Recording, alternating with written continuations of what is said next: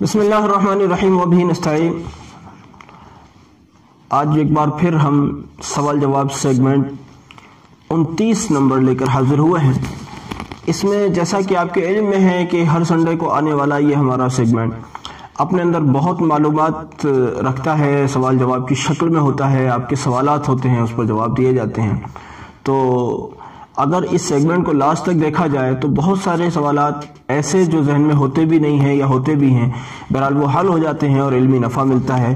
اس کو لاسٹ تک سننے کے ساتھ ساتھ دوسروں تک صدقہ جاریہ سمجھ کر شیئر کیا کریں، جزاک اللہ۔ آج کا پہلا سوال ہم نے لیا ہے نازش اختر صاحبہ کا۔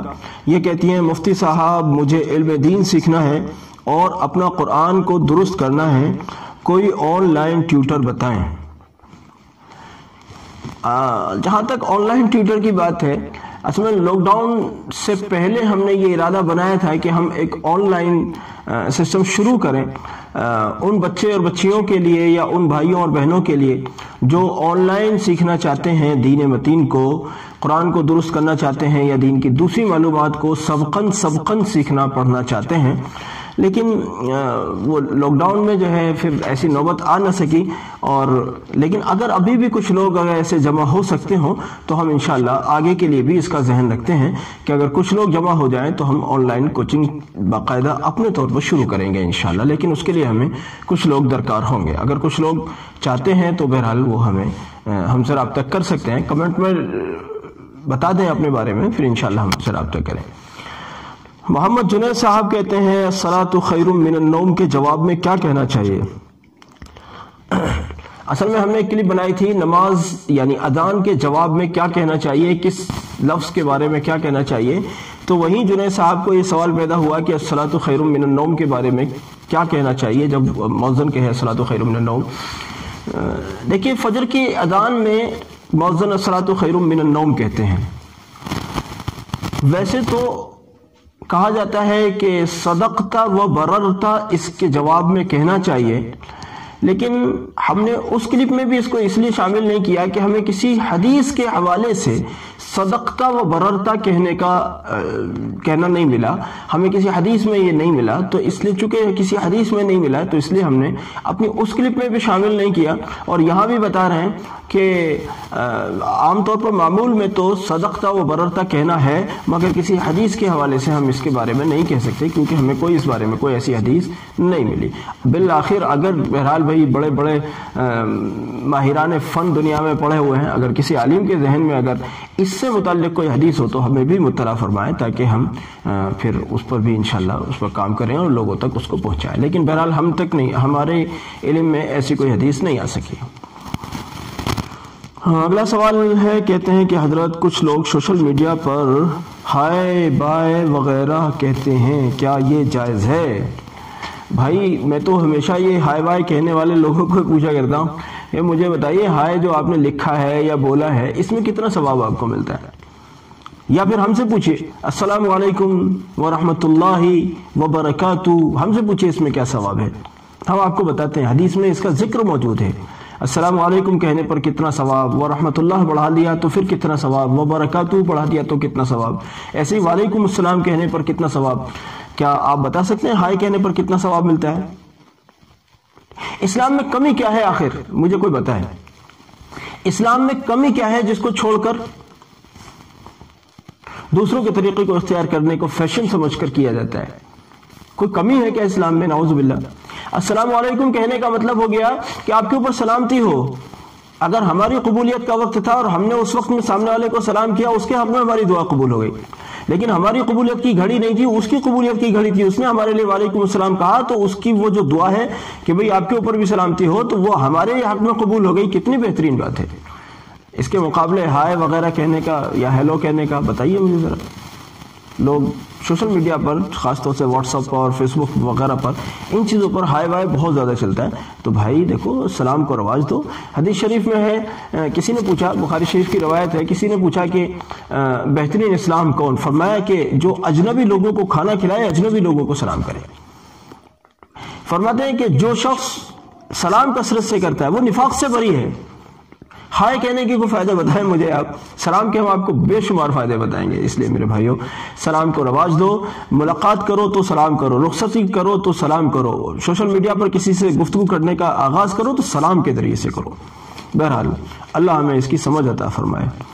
اچھا جی، اگلا سوال یہ کہتے ہیں کہ کیا ہم مسلمان ہونے کے باوجود عورتوں کی تصویریں جو کہ کئی بار برہنہ بھی ہوتی ہیں اپنی ڈی پی پر لگا سکتے ہیں؟ اوہو، میرے خیال سے اس دور کا سب سے بدترین فیشن ہے یہ، اس دور کا سب سے غلیظ ترین فیشن ہے۔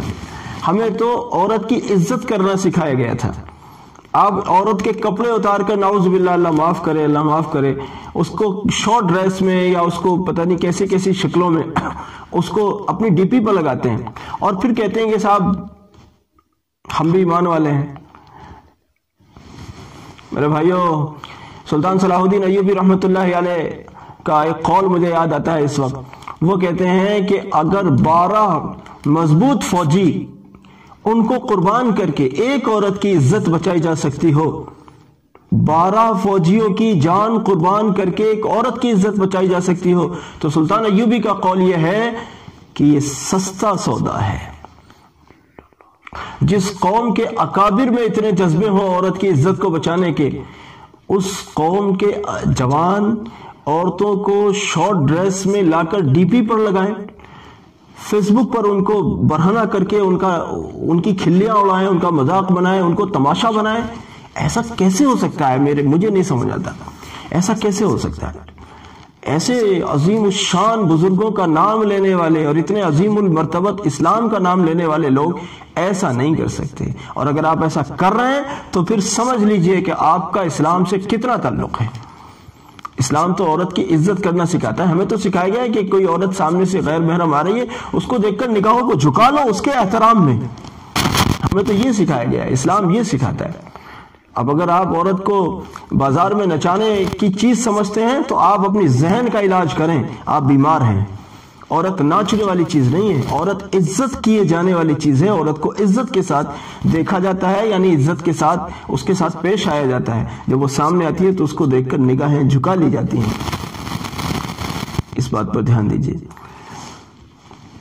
اگر آپ کا کوئی دوست، کوئی عزیز اگر ڈی پی پر اگر کسی عورت کی تصویر لگاتا ہے، چاہے وہ ادب کے ساتھ بھی اس کی صورت ادب کے ساتھ بھی اس کو لگا رکھا ہو، تب بھی بہرحال غیر محرم ہے، اس کو لوگ دیکھیں گے۔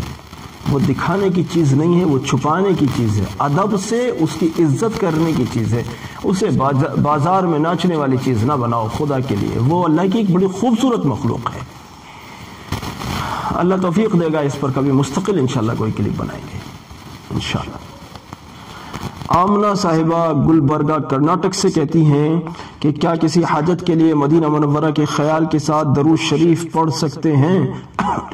بھئی دیکھیے، جہاں تک مدینہ منورہ کے خیال کے ساتھ درود شریف پڑھنے کی بات ہے تو درود شریف اصل میں جتنے زیادہ دھیان کے ساتھ آپ پڑھیں گے اتنا زیادہ، ویسے تو آپ غفلت کے ساتھ بھی درود شریف پڑھتے ہیں جب بھی نفع، زبردست نفع ہے، لیکن جب غفلت کے ساتھ درود شریف پڑھنے پر اتنا نفع ہے تو اس کو دھیان لگا کر پڑھنے پر کتنے زیادہ نفع اور کتنے زیادہ اس سے جو ہے اس کی افادیت آپ کے حق میں ہوگی انشاءاللہ۔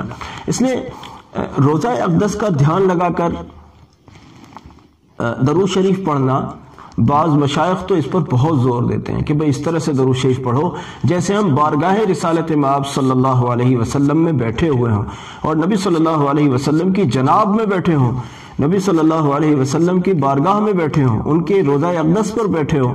اس تصور اور خیال کے ساتھ درود شریف پڑھیے، پھر آپ دیکھیں گے پہلے ہی دن دیکھیے گا اپنے دل کا نور اور اپنے دل کی کیفیت دیکھیے گا، اور جس مقصد کے لیے پڑھ رہے ہیں اس مقصد کو بھی دیکھیے گا۔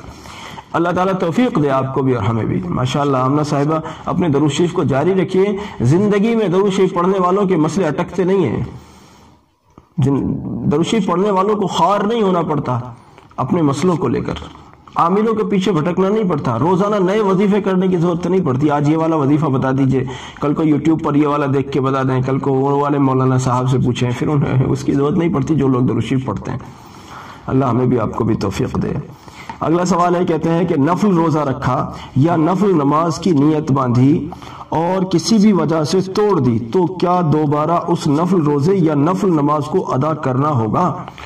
جب تک آپ نے اس نفل روزے کی نیت نہیں کی تھی یا وہ نفل نماز کی نیت نہیں کی تھی اس وقت تک وہ نفل تھا، لیکن جب آپ نے اس کو شروع کر دیا اس عبادت کو، یعنی وہ روزہ آپ نے شروع کر دیا یا وہ نفل نماز آپ نے شروع کر دی، اب اس کا پورا کرنا آپ کے ذمہ واجب ہو گیا۔ اگر آپ نے اس کو توڑ دیا ہے کسی بھی وجہ سے تو اب اس کا دوبارہ سے اعادہ کرنا یعنی دوبارہ سے پورا کرنا آپ کے ذمہ ضروری ہوگا۔ جیسے آپ نے آج نفل روزے کو توڑ دیا کسی بھی وجہ سے تو آج کے بعد میں پھر بہرحال اس کو قضا کرنا ہوگا، اس کا اعادہ کرنا ہوگا، اس کو دہرانا ہوگا، کیونکہ اب اس کو پورا کرنا آپ کے ذمہ واجب ہو گیا ہے۔ ایسے ہی یہ نفل نماز ہے جس کو آپ نے توڑ دیا ہے کسی بھی معقول یا غیر معقول وجہ سے، اب اس کو دوبارہ آپ کو پڑھتے ہوئے پورا کرنا ہوگا کیونکہ اب یہ آپ کے ذمہ واجب ہو گیا ہے۔ اگلا سوال ہے، کہتے ہیں حضرت نشے کی حالت میں طلاق دینے سے طلاق ہو جاتی ہے؟ جی بالکل ہو جاتی ہے، طلاق دینے سے نشے کی حالت میں بھی طلاق ہو جاتی ہے اور بہرحال میاں بیوی کو الگ کر دیا جاتا ہے۔ اگلا سوال ہے، کہتے ہیں کہ نبی صلی اللہ علیہ وسلم کی زیارت جس نے اپنی زندگی میں کی وہ صحابی ہوتا ہے، تو اگر کوئی شخص خواب میں نبی صلی اللہ تعالی علیہ وسلم کی زیارت کرتا ہے تو کیا وہ بھی صحابی کہلائے گا؟ بھائی دیکھو، صحابی ہونے کے لیے تو نبی صلی اللہ علیہ وسلم کے اس دور میں پیدا ہونا ضروری ہے۔ بھائی اس دور میں کیسے دیکھیں گے آپ نبی صلی اللہ علیہ وسلم کو؟ خواب کی حالت میں اگر آپ دیکھ رہے ہیں تو بہرحال خواب میں نبی علیہ السلام کو دیکھنے والے کے لیے بہت بڑی مبارکباد، لیکن وہ مقام صحابیت کو نہیں پہنچ سکتا۔ یہ الگ بات ہے کہ اس کو بہت بڑی نعمت ملی کہ اس نے نبی صلی اللہ علیہ وسلم کو خواب میں دیکھا، لیکن بہرحال وہ مقام صحابیت کو نہیں پہنچے گا، صحابی نہیں بن سکتا اس پر وہ خواب میں نبی صلی اللہ علیہ وسلم کو دیکھنے کی بنیاد پر۔ اگلا اور آخری سوال ہم نے لیا ہے، کہتے ہیں کہ روزے دار خاتون کو اگر حیض آ گیا تو اس کے روزے کا کیا حکم ہوگا؟ اس کے روزے کو اس کے حیض نے توڑ دیا ہے، اب وہ روزہ چاہے نفل تھا چاہے فرض تھا یا واجب تھا جو بھی تھا، بہرحال اس کا روزہ وہ ٹوٹ گیا ہے۔ اب اس روزے کو فارغ ہونے کے بعد پھر دوبارہ سے اس روزے کو پورا کرے۔ آج یہ روزہ ٹوٹ گیا، چاہے ایسے بھی سوال آتے ہیں، چونکہ میں اس لیے بتا دوں توضیحاً، چاہے افطار میں چند منٹ ہی باقی تھے، ذرا سی دیر ہی باقی تھی اور اس کو حیض آ گیا، بہرحال اس کا روزہ ٹوٹ گیا۔ جب یہ فارغ ہو جائے اس کے بعد میں اس روزے کو دوبارہ سے رکھے۔ بہرحال اللہ تعالیٰ ہماری اس کاوش کو قبول فرمائے۔ گزارش ہے پھر دوبارہ سے کہ دوسروں تک پہنچایا کریں، خوب شیئر کیا کریں، چینل کو بھی سبسکرائب کر لیں بھائی، مستقل یہ چیزیں ملتی رہتی ہیں آپ کو۔ جزاک اللہ، السلام علیکم ورحمۃ اللہ وبرکاتہ۔